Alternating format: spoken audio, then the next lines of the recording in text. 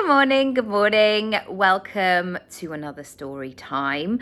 I'm really enjoying doing these longer form stories. I'm going to try and keep them focused. That's why I've got a lot of notes today.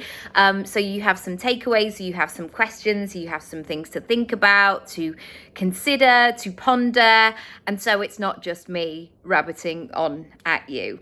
Today is the day 5 years ago that I made a really bold move in my business. One of the biggest, bravest, boldest, scariest moves I think I've ever made in my career. And I've also been somebody who has taken risks and been led by my instinct and my heart. But this felt big, and also I didn't realize how big it was at the time until I had to deal with that decision. So 5 years ago, I decided to sign up to work with a coach for an entire year. And I had never done this before, not at this financial investment, not at this commitment investment. I was new in that world. So I wasn't somebody who was like, oh, this year I'm going to work with this person. This year I'm going to do that. I'd never done it at that level. I also want to set the scene because on paper, this made no sense to be doing this at this time. But I knew that I needed to, and I'm going to tell you why in a second. So in 2019, I had been pregnant pretty much from November 2018 to August 2019. That was my pregnancy with my daughter. Really difficult, really challenging pregnancy. I had about 50 appointments. I did not feel safe and secure in that pregnancy at all. I also had a 3-year-old, so life had to go on, and I was in that flow of just doing the thing. And so when she was born in August 2019, it felt like the most enormous relief that she was here, that she was safe, that she was well, that I was well. The things that they thought in the pregnancy didn't turn out to be true. So there was a lot of relief. Also, in that moment, after having her, I realized that I could, in a way, feel like me again because I wasn't pregnant, I wasn't hot, I wasn't enormous, and I wasn't taking up all that brain space worrying about her. But it was a new worry, and it was an adjustment from going from one child to two children. And I also, so by the time, fast forward to 5 years ago, January 2020, January the 30th, Luna was about 5 months and I had a 4-year-old. And this was 2 months before our the pandemic came into place. So I had no idea at the time when I was making this decision that 2 months later, my partner wouldn't have any work in the slightest. My work, some of it would be cancelled, but my business would change in a different kind of way. I had no idea we would be homeschooling. I didn't know any of it. And so when I look back on that decision, I'm just like, wow, that was a big financial and focus commitment to say, right, for the next 12 months, I am doing this. So I just wanted to share that because sometimes I think we tell ourselves that we need everything to be perfect before we move forward. And what brought me to this decision wasn't practical.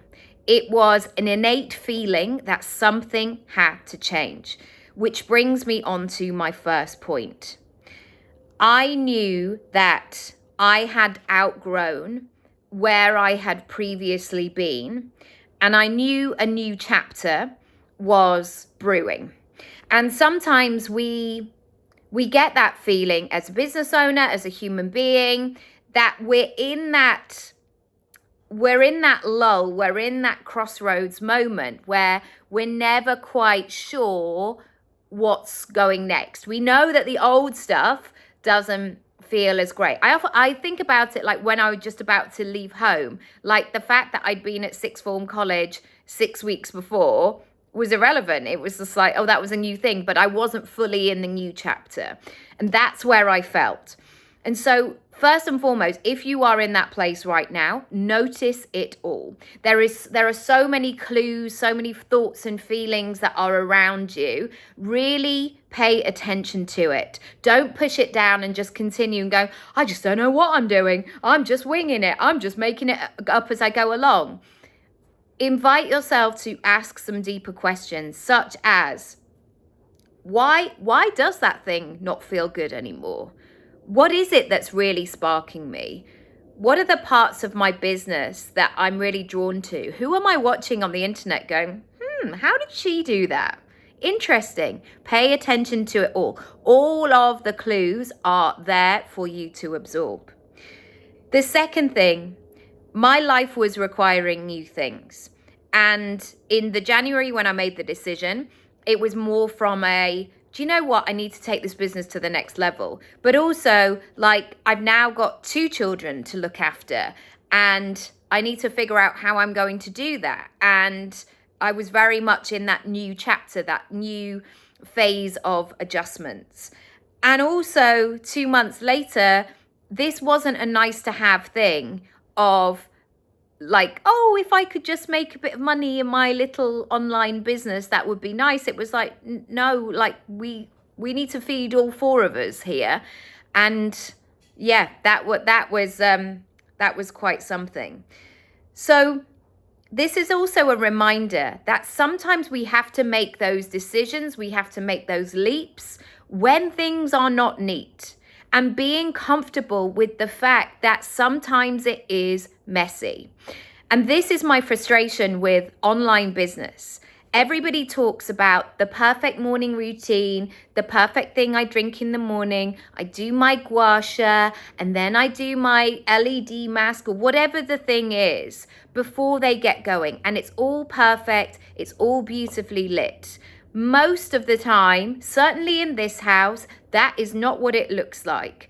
I was trying to finish an email this morning, and my daughter was really going into detail about what she wanted to take for show and tell, because it was her day today. She had about 6 things on the table, discussing them all in detail. She did not want me to be doing that email, but equally that email needed to be done. So sometimes we're just figuring it out. So if you are waiting for that moment for things to be perfect before you move, it's just a way of staying where you are. Yeah, I've said it. It's just a way of staying where you are, because most of us do not have that set of perfection, that moment. And when we talk about this thing, I've been talking a lot about it in my content. When we have that idea of perfection, it's usually a snapshot. It's a dinner table, like the perfect setting. It's exactly when the sun is moving, we get that picture. Or it's a 2-second moment where you capture 2 people. Most of the time, things are in motion. And when things are in motion, they can be messy, and they can be all the other things apart from perfect. Number 3, I have always prided on myself on being somebody who did. And I want to be somebody sometimes who just talks about it, because it's fun. It's lovely. It's lovely chatting about an idea and considering and umming and ahhing about how something worked. It's irrelevant. Like, for me, the whole point is about doing the thing. And I remember when I really began to, and I think I was about 12. I knew I wanted to go to drama school. And so it's bizarre really, because that's like 3 years off what my son is, but I had to start to show up as somebody who is going to do the thing, not somebody who was talking about it. And that was difficult sometimes. It was extra things. It was sacrifices. It was saying no to something. It was my parents working even harder. It was late nights. It was early mornings. It was making different decisions. And then when I looked at myself in this situation, I didn't want to be somebody who just kept talking about it or moaning about it or saying it's all right for them or whatever nonsense that might like pop up. I wanted to be the sort of person who did. And the people who do make moves. They make decisions. They take action. They invest in themselves. They do the thing. And so sometimes we have to have that moment that if we are not getting the results, it comes from us. Yes, we can blame society. We can say all of these other outside things, but we also have to look at ourselves in that conversation. And that's what I had to do. Number 4, I knew that with a baby, with a 4-year-old, with all of the things that I wanted to do, I needed a place. I needed a place where I could remember, where I could refuel, where I could regroup, where I could rejuvenate, a place where I could keep coming back to that was solid. Like, this is the thing that I'm building. This is the dream that I have. And this is why when I work with clients one-on-one myself, when we do our monthly work together, for example, we're often in touch every single day. And that in itself is such a commitment to yourself to say, this goal is in my head. It's a priority each and every day, because I'm doing something each and every day for the next month with Nicky, where I'm going into WhatsApp saying, I did this thing today, or what do you think about this? Or I was considering X, Y, and Z. What do you reckon? And it's too easy, especially if you're like me, busy, maybe you're a parent, maybe you're a carer, maybe you're doing numerous things, maybe you are that person in your friendship group that it's like, no worries, I'll book the Airbnb, I'll sort this out, I've done this, all of it, we're all doing it. And so for me personally, before I get, or during, or alongside being pulled in all different directions, I have always looked for places where I can rejuvenate. And sometimes that's, for me, has been working with a coach. Sometimes that's been my running practice. Sometimes that's been journaling. Sometimes that's, joining some kind of membership or whatever it might be. I have committed to that.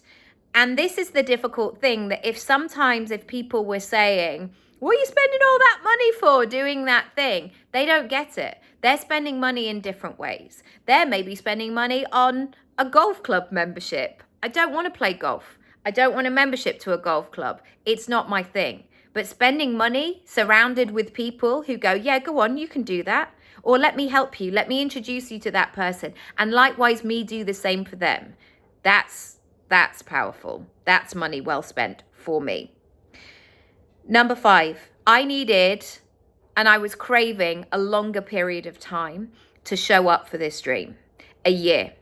Now, the thing that you will hear, especially at this time of year, end of January, people will be patting themselves on the back like, I've done this healthy eating thing for January. Tick. I've done a month, or I've done dry January, or whatever it might be. And all of that is brilliant and commendable.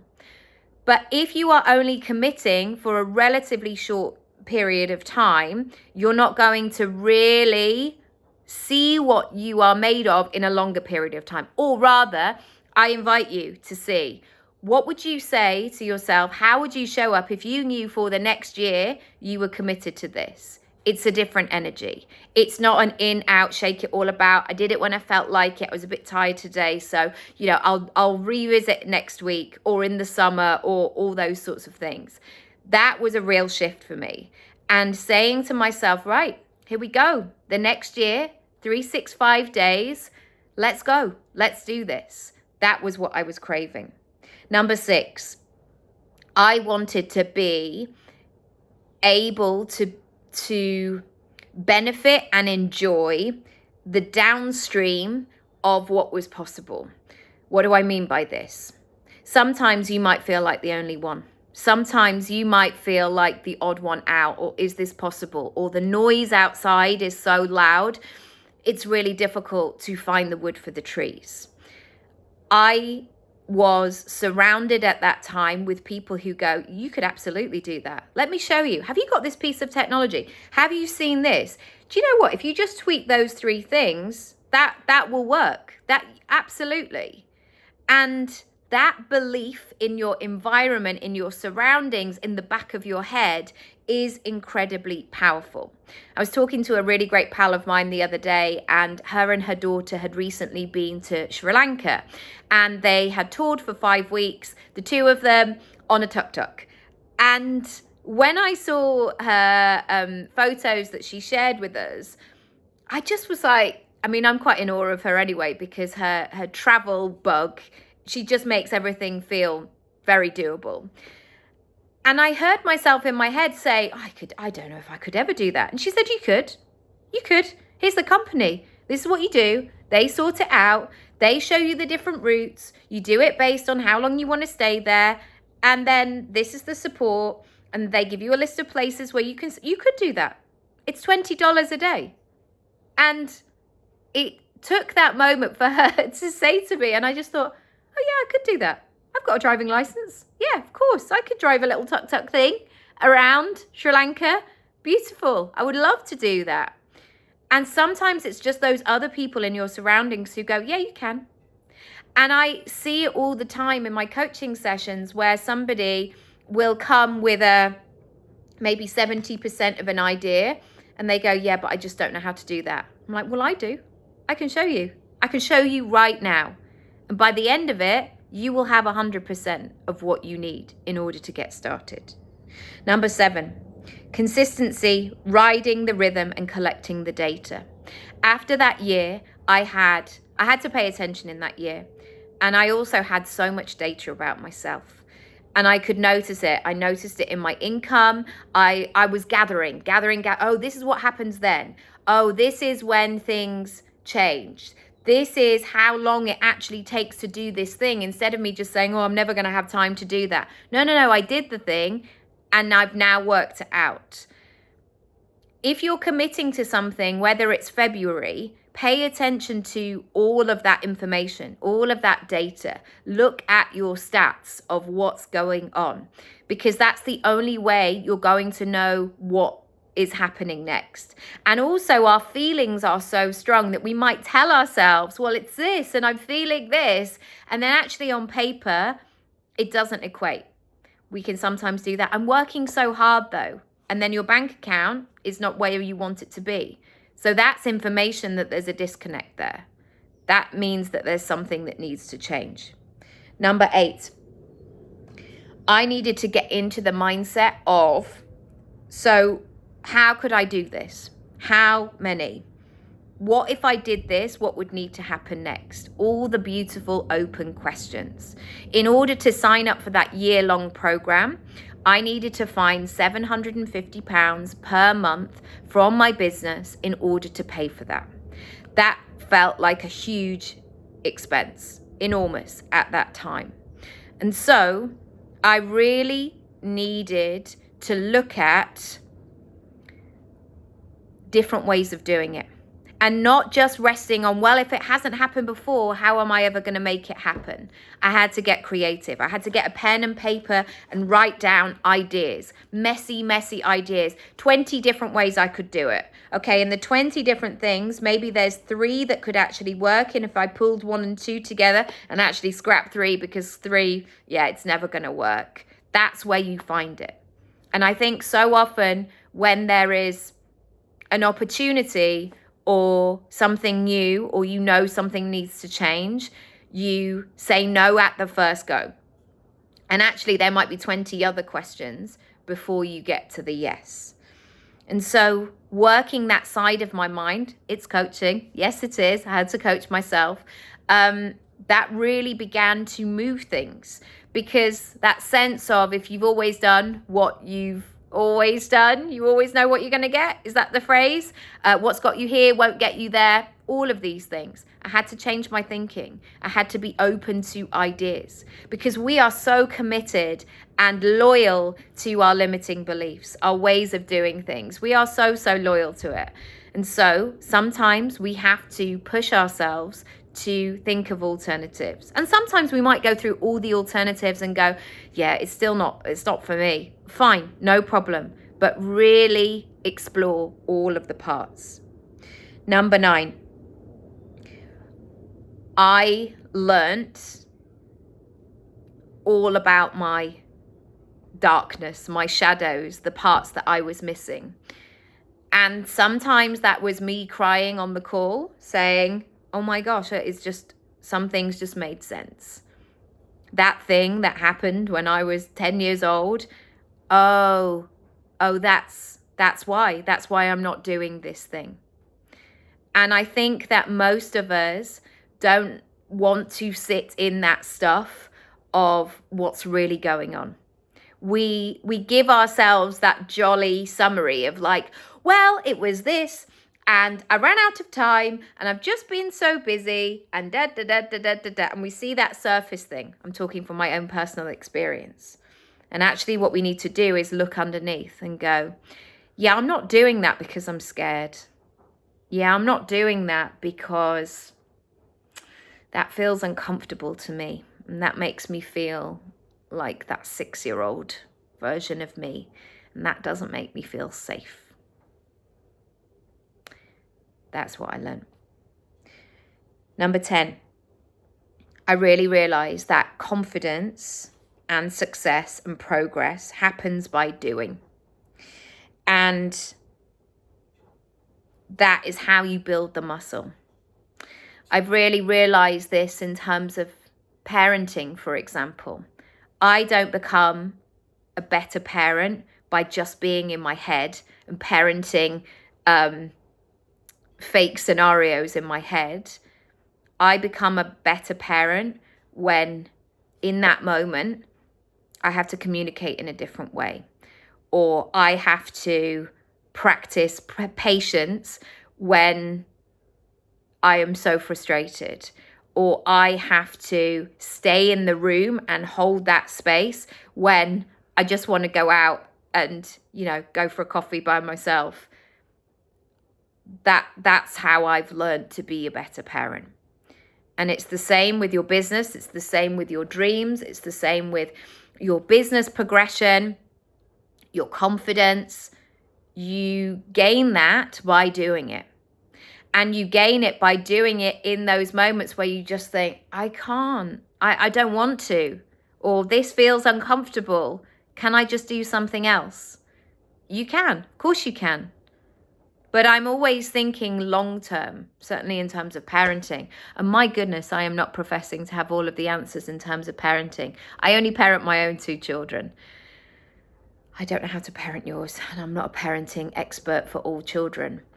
But it challenges me as a person, and that changes by doing it. I hope today has been useful. I hope if you are thinking about February, you are willing to look at things in a different way. I would love to help and support you. I've got some monthly spots. I've got some strategy sessions. What are you going to do with today? What resonated with you? What landed for you? What are you thinking like, okay. She's now said it and I now can't unhear it. What are those things? I would love to know.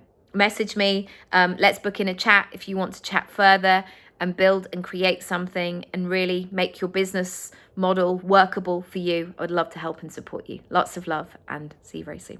Bye.